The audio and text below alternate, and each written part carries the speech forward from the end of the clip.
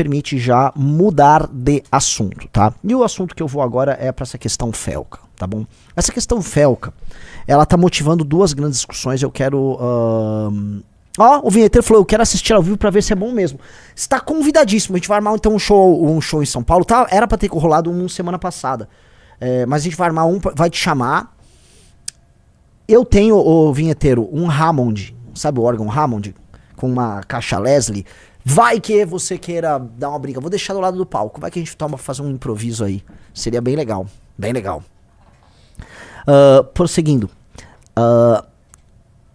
Tenho duas discussões. Uma que tá rolando o Felca, ele desnudou aqui um esquema. E são crianças que são divulgadas por esse influenciador chamado Ítalo, que é com HY. E a coisa já começa toda muito brega, né? Porque a partir do momento que você está, vamos dizer, discutindo um produtor de conteúdo, né, que chama Ítalo com HY, o Haitalo, né? Haitalo o nome dele. É que não vai... Sabe, Riso? Eu não queria saber da existência do Haitalo, né?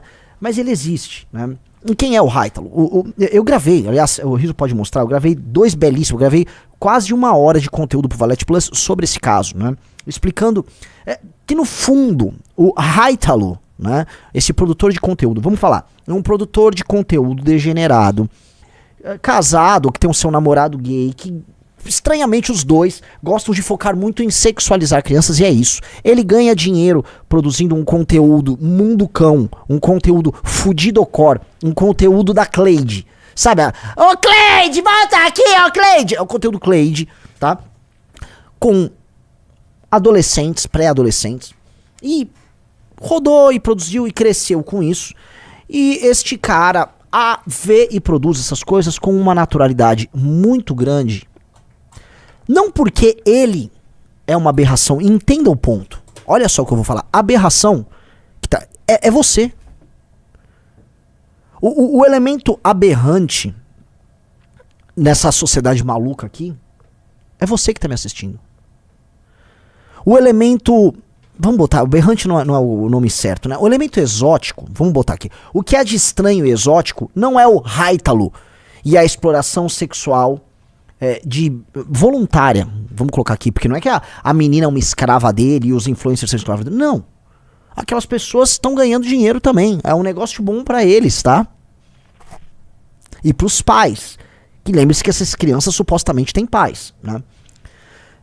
O lance todo é que você que me assiste, você que tá aqui, você é o elemento exótico, você é o elemento anômalo, você é o anormal.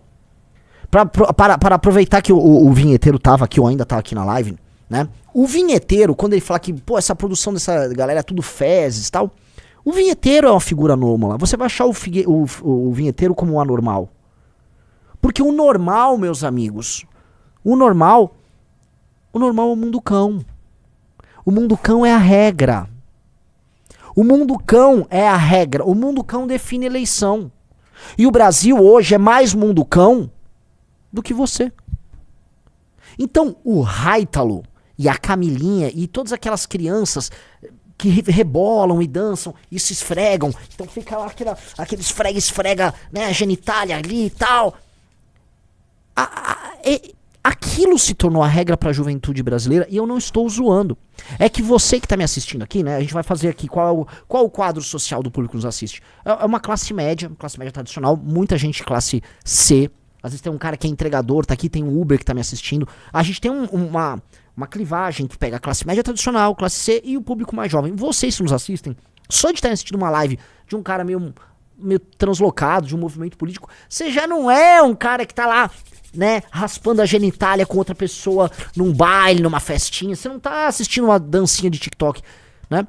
Não tô falando que nós somos a elite de tudo. Não, tô falando assim que você, né, na pirâmide de prioridades, assim, fazer sexo a qualquer custo e ficar se rebolando e sexualizando como maneira de se expressar, como não tá na tua, sabe, não tá ali, não é uma prioridade. Então, você não é essa pessoa. E você talvez não entenda o quão poderoso é esse mundo. Lá no podcast que eu falei, eu tava colocando ali, veja, no podcast lá no Valete Plus. Primeira coisa, quando o Podpah surge, as pessoas se assustaram que o Podpah muito rapidamente ficou maior do que o Flow. E a linguagem do Podpah era uma linguagem pouco funcional. Como é pouco funcional? A linguagem ela não é funcional quando, através, vamos dizer, das palavras, tá? E da construção de frases de discurso, você expressa muito pouco. Você entrega muito pouco ali. Então é uma linguagem pouco funcional do ponto de vista da comunicação, porque muito pouco é dito, apesar das pessoas estarem falando bastante. Então, tá ligado, cachorro? Você viu que tá ligado? Tô ligado, cachorro. Você viu que tá ligado? O cara mandou a ideia, tá ligado? Aí o parça chegou e falou assim, não, tá ligado, irmão? Aí você vai indo pro caminho errado. Nossa, cachorro, aí não dá. Aí eu tô na picadilha, né, irmão? Então, eles ficam ali, né, vamos dizer... As frases saem, mas pouca coisa é dita. Você precisa fazer uma espécie de uma compressão. Pra você não gastar seu tempo à toa, você tem que comprimir aquelas frases para elas serem bem curtas. Pra, vamos dizer, terem uma proporcionalidade com a quantidade de conteúdo embutido ali. Lá, naturalmente, aquilo se torna um easy listening. Né? Uma coisa fácil de ouvir para que pessoas, na base dessa pirâmide, se sintam parte daquele diálogo. Essas pessoas que assistem o Podpah vão ver aqui a gente falando mais rápido na live e tentando colocar, além da frase em si, o conteúdo em si, ela vai ficar confusa e vai sair fora. O cara que tá lá no Podpah, não. Ele gosta daquele processo em que a conversa é meio vazia de tudo, ok? E o que ele gosta são as brincadeiras e os maneirismos. Tá ligado, cachorro? Aí não dá, né? Calabreso! Calabreso! Ele é calabreso! Não, tá ligado? Sei lá, vassouro voador. Vassouro! Então, quando o Podpah surge e estoura, acontece uma coisa que foi muito engraçada, que até o Wagner Moura, aquele ator, teve que ir no Podpah, que foi o seguinte: a esquerda compra, né, o Podpah como seu podcast, e aí você começa a ter que colocar atores globais, né, políticos, pra ir lá se comunicar. E aí tem, né, aquele susto que eles têm, tipo, entendi, pra me comunicar com as camadas mais populares, eu tenho que me comunicar com esses caras aqui desse jeito. E mesmo eles na esquerda ficaram um pouco assustados. O Wagner Moura, tipo, o que eu fui fazer ali? O Max Verstappen foi lá e a conversa era uma conversa de retardado. Era uma conversa de retardado.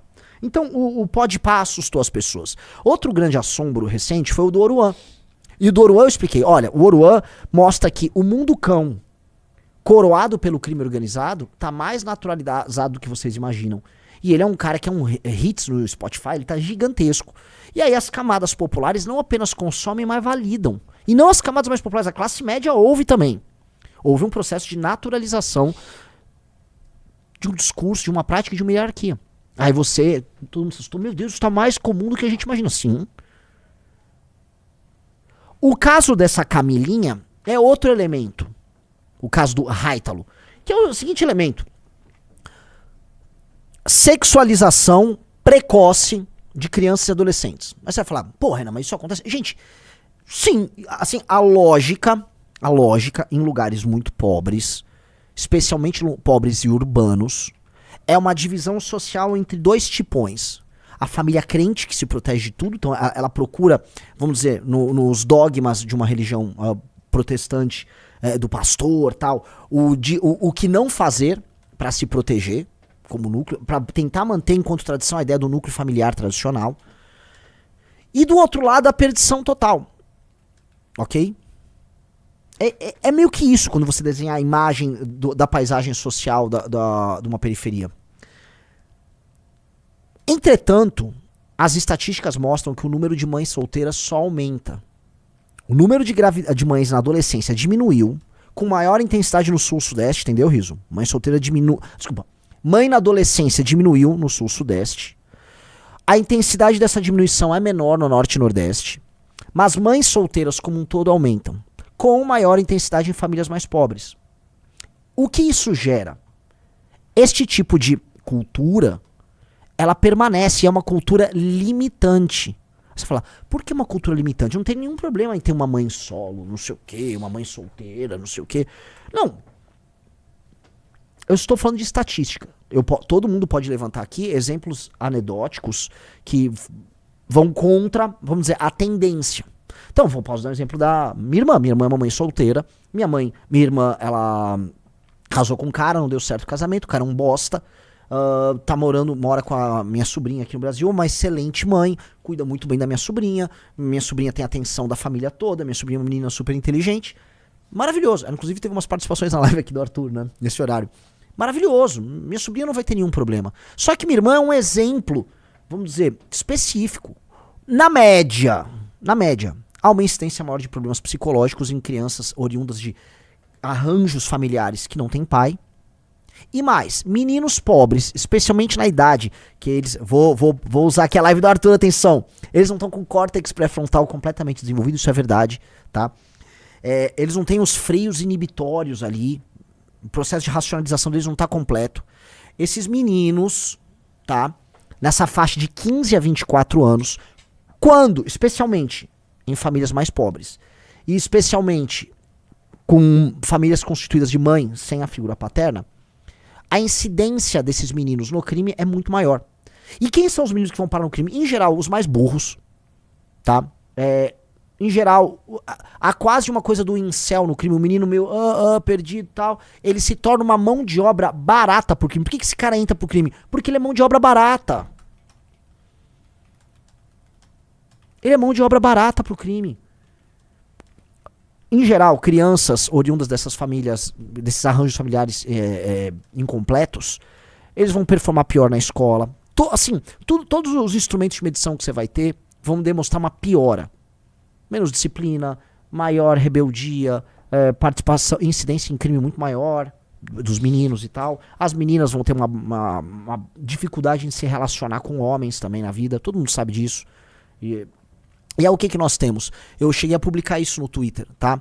É um ciclo, né? É um ciclo que a novinha altamente... Aqui, ó. Isso aqui. Esse ciclo vai do Oruan até o Haítalo. O Ítalo com HY.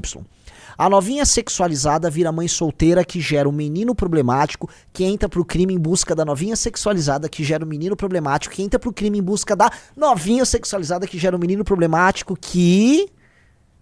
entra por quê? Entendeu? É um ciclo. É um ciclo. E o que tem, assim, o que fecha esse ciclo? A ausência paterna. A ausência paterna. A ausência paterna. Tá? Veja que sempre surgem as pessoas com o exemplo anedótico, né?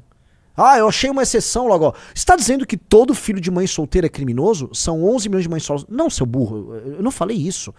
São esses argumentos assim meio chongos que me assustam, né? Aproximadamente 5,5 milhões de meninos. Existem 11 mil jovens em privação de liberdade, o que equivale a 0,2% de 5 milhões. Vamos lá, cara. Primeiro que, assim... Quando eu digo que existe uma correlação que cria uma causalidade, não é que todo menino, todo filho de mãe solteira vira um criminoso, mas quase todo criminoso é filho de mãe solteira. O Riso chegou a botar na tela, no outro live que eu fiz, a estatística da FGV tratando disso. Ela é acachapante. É acachapante. Então, naturalmente, é uma correlação. No caso, há praticamente uma causalidade que é mais forte do que o índice Gini, ou seja, que é a desigualdade e a questão do PIB. Então, o que é o ponto, meu querido amigo Basílio, que estava falando isso? Por mais que você queira fazer esse apelo emocional tal, as estatísticas não estão do teu lado. E você tem que aprender a interpretá-las. Né? Sabe aquela coisa assim? Holandeses em geral são altos. É o cara... Ué, você tá querendo dizer que todos os holandeses são altos? Existem holandeses que são baixinhos? Sabe, tipo... Ó, veja só, esse dado dessa pesquisa da FGV de 2007, ela é acachapante, tá? Dos jovens presentes na FEBEM, 70% foram criados sem pai. É um tipo de correlação que você vai conseguir falar, isto tem um elemento de causalidade sim. A ausência da figura paterna é a ausência de uma figura em que o jovem se espelha. Então, pensa o seguinte, se o cara tem um pai presente na casa, ontem foi dia dos pais, né? Se o cara tem um pai presente na casa dele, tá? E o pai decidiu, foi uma decisão, não ser um vadio e ter uma ação responsável, não só com relação à mãe, mas com relação aos filhos, ele já tem um homem que é muito superior à média dos homens. Então, ter um pai presente é ele ter perto um homem que tomou uma decisão de compromisso com o núcleo familiar dele. É um sujeito que está comprometendo sua própria liberdade, que está comprometendo outras opções, tá? Em nome de um sacrifício que ele faz. Então, o garoto já tem um espelho. O garoto percebe ao longo da vida que aquela figura traz autoridade, pune, não permite que ele faça determinadas coisas, ao mesmo tempo que faz um sacrifício em nome dessas pessoas. Ou seja, aquele garoto tem um espelho de algo que é muito legal. E ele se sente amparado, ele não se sente sozinho. Isso ajuda muito a formar o caráter daquele garoto. Quando não está presente essa figura paterna, ele não consegue construir isso. E mais, a mãe solteira às vezes nem percebe o mal que ela gera no menino, por exemplo, na sequência de relacionamentos horríveis que ela vai ter. Então, ela leva outros homens para casa. Vocês já imaginaram como para a integridade psicológica do menino fica a situação de uma mãe, né? Eles às vezes têm 8 anos, traz um marmanjo para casa. O marmanjo vai, faz sexo com ela. Às vezes nessas, né, habitações precárias, nas periferias, a pessoa ouve a relação sexual, o menino ouve. Como é que é a cabeça do garoto? Como é que fica nisso? Aí é outro homem no outro dia. Aí ela tá sempre à procura de uma relação, de um homem que vai dar certo. É muito difícil pro garoto. A formação, aquilo gera também uma revolta. Então, o arranjo familiar incompleto é uma das causas fundamentais da violência. Ao mesmo tempo, esse mesmo arranjo vai gerar uma menina que tem graves problemas de autoestima, não tem a referência do pai, não teve o amor paterno, não sabe lidar com a aprovação masculina, né? Aí talvez ache que quando ela começa a desenvolver, vamos dizer, um corpo mais feminino, né? Ou seja, ela entra na adolescência, começa a ter seios e tal, ela começa a achar que aquilo é uma moeda para ela ganhar a atenção de outros homens, a atenção que ela não teve do pai, porque o pai foi ausente. E aí essa menina, né, ela se torna o objeto de desejo daquele menino que já é problemático. E aí estamos falando de uma sociedade complicada, que as pessoas já não têm educação, o Estado já é fragilizado, essas pessoas têm poucas referências, e a hierarquia social, ou seja, os estratos sociais bem montados ali, que estão ali naquela só, tem no topo o traficante, as referências do traficante, o rapper, o jogador de futebol, que não são grandes referências pra porra nenhuma. Não são grandes referências pra nada, são referências de merda. Então aquele garoto tá com um sistema referencial completamente distorcido, aquela menina na fase da adolescência, tá, hormônios bombando, buscando atenção e validação, aí aquele garoto quer, de um lado, mostrar status social,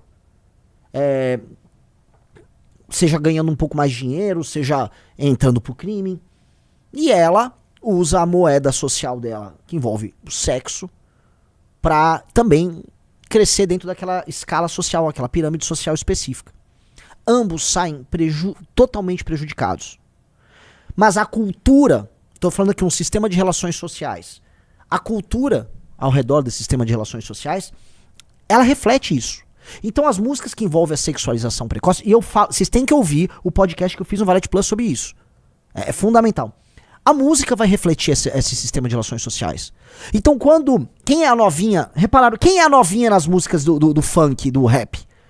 A novinha consiste de uma moça na adolescência que está sempre impressionada ou passível de ser impressionada pelo status adquirido pelo Eulírico, que é sempre um homem. Então o Eulírico é um homem e ele em primeira pessoa conta como ele tem uma arma, como ele tem ouro, como ele tem um carro, como ele tem uma moto, como ele tem dinheiro, como ele é temido. E com base nisso, a novinha impessoal, ela representa milhões de Camilinhas, milhões de novinhas, essa novinha impessoal, ela se impressiona e ela fica sexualmente atraída por ela. Não apenas ela, mas as novinhas, a coletiva, porque elas vêm em ninhada, né? Elas são um coletivo. Então, essa dimensão, tá? Que vem se repetindo num processo nas periferias das grandes cidades há muito tempo, é uma dimensão social falida, que cria arranjos sociais, assim, perversos, e que precisa ser destruída. Ela precisa ser destruída. E aí, quando a gente fala, vou voltar, porque não sei se o vinheteiro ainda tá aqui, mas maravilhoso que ele tá aqui. O vinheteiro, quando ele fala, né, isso não dá, tal, o vinheteiro, quando ele chama de fezes esse arranjo, ele não tem medo de falar isso. Ele atrai pra si, né, muita gente atacando, falando merda, mas a gente precisa entender. Como é que você valida a manutenção desse sistema de relações sociais ruins? Validando culturalmente os elementos culturais que são, vamos dizer, fruto desse arranjo. Então quando você fala, não, é muito legal o programa da Regina Casé, que ela conta aquela realidade. Não, nós precisamos respeitar lá o funk do MC não sei quem. Não, o MC Latrocínio tem um ponto. Não, o MC Latrocínio não tem um ponto nem artístico e muito menos cultural ou político. Aquilo é um mero reflexo de uma estrutura social que tem que deixar de existir. E essa estrutura social tem que deixar de existir. E a gente tem que parar de falar que não tem que deixar de existir. Tem que deixar de existir. Gravidez na adolescência tem que deixar de existir. Baile funk tem que deixar de existir. O funk enquanto cultura, essa cultura de gueto e sexualização, tem que deixar de existir. Ah, não, mas você não gosta do ritmo do rap? Não, eu adoro o Kanye West. Adoro, eu acho musicalmente bem interessante, mas eu acho que a temática subjacente a essa produção aqui no Brasil está fazendo muito mal para as pessoas. Assim que outra coisa está fazendo muito mal. O cara que embucha e foge, a mina que se sexualiza precocemente, um monte de minhoca na cabeça dessas garotas. E entendam uma coisa, esse tipo de coisa se quer, porque aí você começa a misturar também elementos políticos, político-ideológicos, né, alienígenas para esses jovens. Esses jovens não dispõem de material pra isso. Quem aqui assistiu o filme Taxi Driver? Ó, um cara botou, discurso racista e elitista, Renan. Luiz Davi, vai tomar no seu cu. Tá? O filho de uma família de classe média alta aqui em São Paulo, tá? Ele tá estudando numa escola decente. Os pais não vão permitir que ele se submeta a esse tipo de subcultura. No máximo, esteticamente, ele botou uma bermuda maior e tal. No fim, ele vai estar estudando numa escola boa. A filha dele não vai embuchar na adolescência, tá? Eles vão acabar entrando numa faculdade boa. Podem até defender se eles forem à esquerda. Olha só que eu tô com uma mentalidade moderna e tal. E depois, eles vão se adequar a uma economia de consumo, enquanto pessoas mais produtivas, e a vida vai seguir, tá? Eles não serão reféns dessa cultura merda, tá? Coisa de burro ficar falando isso. É uma cultura merda, ela não leva a nada. E assim, eu falo aqui como um cara que eu disse, eu adoro o Kanye West. Mas a cultura de gueto nos Estados Unidos gera um efeito similar. Como pode, a gente precisa colocar aqui, como pode uma sociedade tão rica quanto a norte-americana fazer com que uma parte importante da população, especialmente os negros, estejam sempre numa posição de inferioridade? Não dá pra só explicar, é o racismo. Não é. Cara, o Thomas Sowell, eu falo isso, o Walter Williams, você vai pegar grandes abordagens sobre isso. A destruição do núcleo familiar, a dissolução do pátrio poder do homem negro, o fim, inclusive, daquelas comunidades que a gente sabe, comunidades altamente religiosas, e aí o boom que você teve nos anos 60, aí a ideia que especialmente a esquerda teve, tipo, não, vamos cuidar dessas mães solteiras, assim, você teve um incentivo à mãe solteira. A própria cultura de gueto também que justifica isso. Isso acaba incidindo sobre eles de uma maneira diferente que incide, por exemplo, sei lá, um imigrante indiano que chegou. Chegou um imigrante indiano, pobre também e tal, o cara acende de uma maneira diferente. Então, há um elemento cultural muito forte que sabota essas comunidades. Um cara falou, troca o exemplo, o Kanye é nazi. Não, nazi é o... Como é que ele virou o nome dele? Ele mudou... Yeah. O Ye é nazi. Eu gosto do Kanye West lá do período do Life of Pablo, tal. Adoro ele. Tá? Esse é um ponto aí que a gente tem que colocar. Então, voltando. Se nós não entendermos que nós temos que ter uma postura, e eu cito novamente o texto do Eduardo Pessoa nessa edição da Valete, Pessoa do Novos Clássicos, ele escreveu sobre um novo... É necessário um paternalismo... Qual o termo? Paternalismo profundo. Né? Foi muito legal que ele usou esse termo paternalismo, que eu tô falando agora da presença paterna, né? E a gente tá falando de Bolsa Família aqui. Mas veja, paternalismo enquanto o Estado tá a postura do pai ausente. E veja... eu já vi muitos críticos, né, do feminismo, e eu me alinho a eles, falando assim, a mulher casa com o Estado. A mulher tem um filho, o marido não fica presente, e a mulher casa com o Estado. Pois bem, o Estado tem que... Definitivamente ele não pode premiar esse tipo de arranjo. O Rizzo até tem uma estatística, botou ali, mais uma... Sobre... Olha isso aqui, ó. A ausência do pai leva a maioria dos jovens presos ao mundo do crime, diz pesquisa. Pesquisa realizada em Dourados está sendo reproduzida em todo o Brasil. Delegado alerta para distanciamento dos pais e filhos durante a pandemia. Tá? É meio óbvio. Ó, a ausência do pai foi determinante para levar 92% da penitenciária estadual de Dourados ao mundo do crime. Isso. As pessoas falam, a correlação não é causalidade, mas se você bota o teu cérebro para funcionar, você sabe que tem causalidade aí também. Você sabe que tem causalidade. E tem mais coisas, né? Vamos dizer, a mãe que se relacionou com um cara muito ruim, que não tá nem um pouco presente, ela tende a adotar comportamentos que não são muito louváveis do ponto de vista da administração das suas relações sociais. Nossa, agora eu falei de uma maneira muito, né? E isso tem consequências. Isso tem consequências sobre esse jovem, tá? Esse jovem realmente está inserido num mundo muito complicado. O pessoal fala do Taxi Driver. Eu tinha citado o Taxi Driver, né? O Taxi Driver, quem assistiu o Taxi Driver, digite grande filme. No Taxi Driver, o herói do filme, né? O Travis Bickle, ele tá em busca de uma causa, né? É um homem em busca de uma causa. E aí ele encontra numa menina de 12 anos a causa, né? Ela tá sendo explorada por uma espécie de um gigolô, né? Chama o cara que cuida das prostitutas mesmo? Cafetão. Ele é explorado por um cafetão, ela tem um relacionamento abusivo com o cafetão dá drogas pra ela é apaixonada pelo cafetão. E aí quando o Travis Bickle senta com ela pra conversar, pra entender a vida dela, ela argumenta. Veja só, esse é um filme do começo dos anos 70. Acho que foi gravado em 74, 75, 73, por aí. Ela argumenta que não, agora as mulheres estão liberadas, agora eu posso ser o que eu quiser e tal. Já naquela época, aquele tipo de argumento ideológico estava presente na briga que ela teve com os pais ali no filme e no distanciamento que ela teve, que fez ela ir pra cidade e no fim ela terminou virando prostituta na adolescência. Né? Eu digo isso porque, naturalmente, você tem uma influência ideológica sobre esse processo.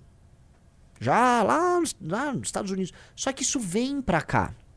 Naturalmente, né, eu não vou falar que foi a ideologia feminista que gerou essa sociedade doentia, porque eu estaria mentindo.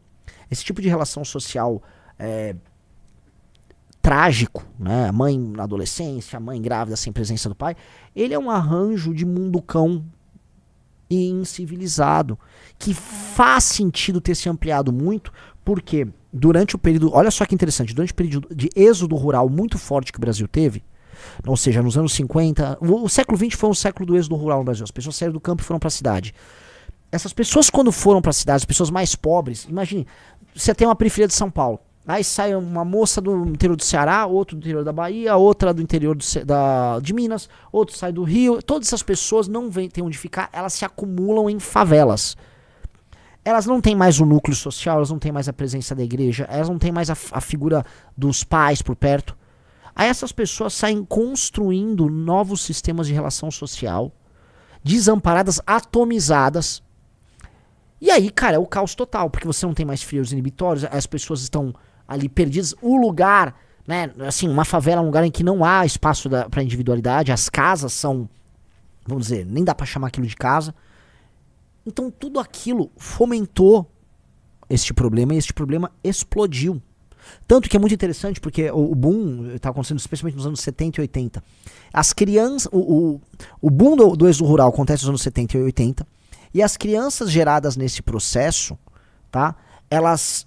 Uma massa de meninos com ausência de pai e muito pobre morando na periferia, são justamente os rapazes que lideram o aumento rompante, bizarro da violência que nós tivemos em São Paulo nos anos 90. A violência nos anos 90 e começo dos anos 2000 em São Paulo era insuportável. Diminuiu muito. Mas você teve um salto no número de homicídios e crimes violentos bizarro nos anos 90. Bizarro, grotesco. E quem eram? Quem estavam cometendo esses crimes? Os filhos desses arranjos mal feitos de pessoas que migraram do interior para as cidades grandes, atomizadas, perdidas em lugares em que a situação é absolutamente desumana. E mais, o Brasil não resolveu esse problema, porque é um problema de infraestrutura também, de adequação urbana, e, cara, isso não foi resolvido. E mais, há de se correlacionar isso. Possivelmente, essa queda lenta e gradual que nós estamos tendo no número de homicídios se dá também porque a natalidade nesses centros urbanos, nessas comunidades mais humildes, diminuiu. Então tem menos rapazes nascendo, portanto, menos meninos problemáticos que podem ser capturados pelo discurso do crime ou estarão numa situação de instabilidade tal que cometem crimes violentos.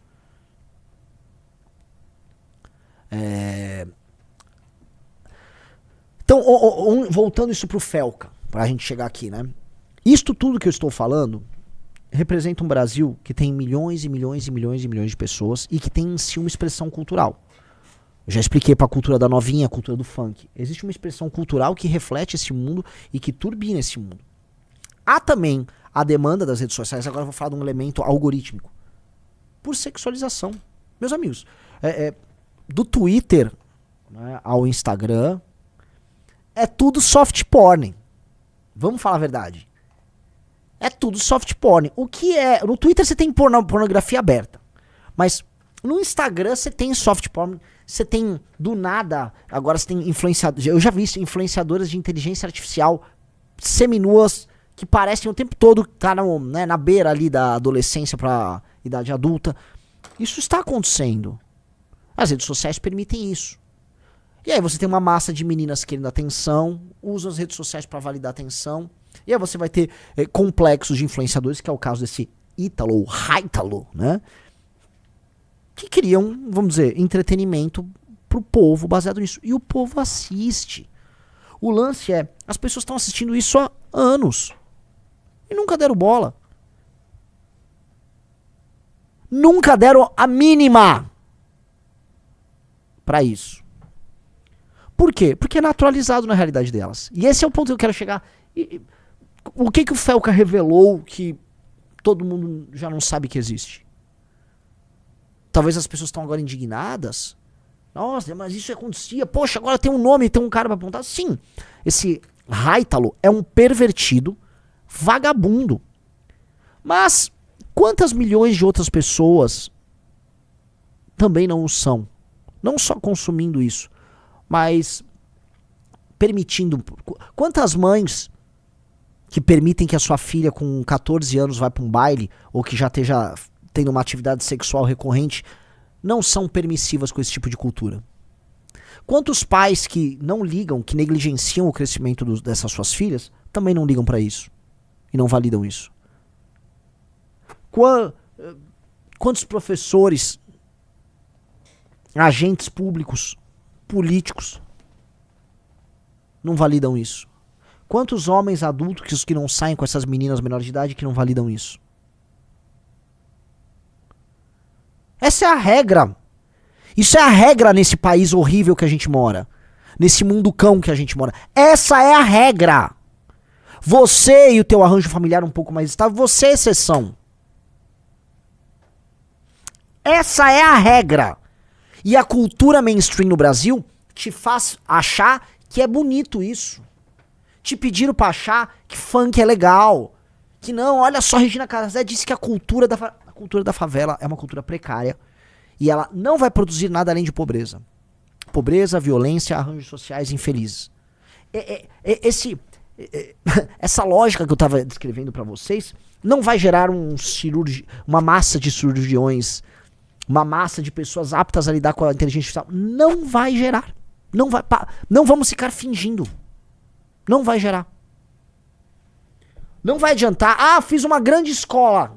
Se não tiver autoridade na escola, mas muita autoridade na escola, porque você vai ter que reverter esse processo de cultura de leniência com tudo, com os comportamentos sexuais, com atividades criminosas, com tráfico de droga, um certo relaxo e falta de expectativa, a ausência dos pais, a falta de um horizonte mais ambicioso para a própria vida que os pais não estão dando. Você vai ter que reverter isso com muita autoridade. Muita autoridade. Professor, autoridade. Escola, autoridade. Proteção, amizade, acompanhamento com esses jovens. Você vai ter que entregar para eles, né, o que o pessoa fala ali, esse paternalismo profundo. Que não vai ser só um cartão do Bolsa Família que é o que dá. Ai, dá um pé de meia pra esse negócio. Vai pro inferno a Tabata e a merda do pé de meia dela. Vá pro inferno 1000 vezes a Tabata e a merda do pé de meia. Isso não resolve bosta nenhuma. Troque todos os programas assistenciais para esses jovens por autoridade e exemplo. Troque tudo por autoridade e exemplo. E se puder dar autoridade e exemplo numa escola com infraestrutura, com uniforme bom, entregando autoestima, autoridade e exemplo, aí você tem ganhos em escala. Primeiro de tudo na redução da violência. Em segundo, em aumentar a produtividade. Em terceiro, em detectar ali naquela comunidade os talentos, tem que tirar de lá e levar para outros lugares. É por isso que a gente sempre falou. Primeiro, prendeu, matou. E segundo, bandeira, quartel, escola. Bandeira, a autoridade do Estado tá aqui. Bandeira do Brasil. Quartel instalado, acabou. Não vai ter crime aqui. A polícia vai estar participando da tua vida. E 3, a escola como um elemento agregador que vai pegar essa massa de jovens perdidos, que costumam ser a matéria-prima do crime, e elas, na verdade, não vão ser vistas mais como vamos colocar aqui, como um passivo social. O jovem de periferia é entendido pelo Estado brasileiro e pelos formuladores de políticas públicas como um passivo social. Não adquirem produtividade, vão ter subemprego, uma parte acaba caindo no crime, viram depois um preso previdenciário, um preso na assistência social. Os formuladores de políticas públicas pensam assim. Essas pessoas têm que ser tratadas como ativo. E como você tem que investir, né? Aquela pessoa existe, você vai ter que investir nela. E a base tá ali. São nesse período formatório da personalidade, que vai até os 20 anos de idade, tem que estar presente. Se o pai não tá presente porque o filho da puta embuchou uma Cleidiane e o filho da puta largou ela e deixou ela na mão, você que mora no Brasil e que não pertence a rancho, você vai ter que entender a seguinte coisa. O Estado brasileiro vai refletir a sua visão de mundo. Portanto, a visão de mundo que vai estar presente é a visão de quem vive a família estruturada. Você entendeu? Não de quem vive a família desestruturada. É a visão de quem vive um Brasil da produtividade, da construção de capital. E não de quem vive a vida dessa desconstrução eterna.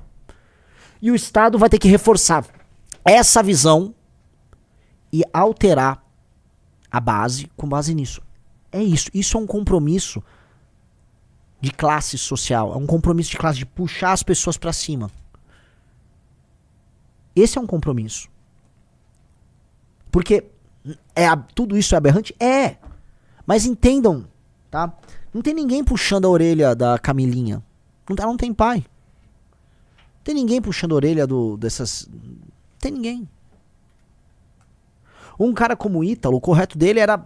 né? Não vou falar, tem que ser cuidadoso, né? Já estavam tentando me cancelar aí do Emílio, né?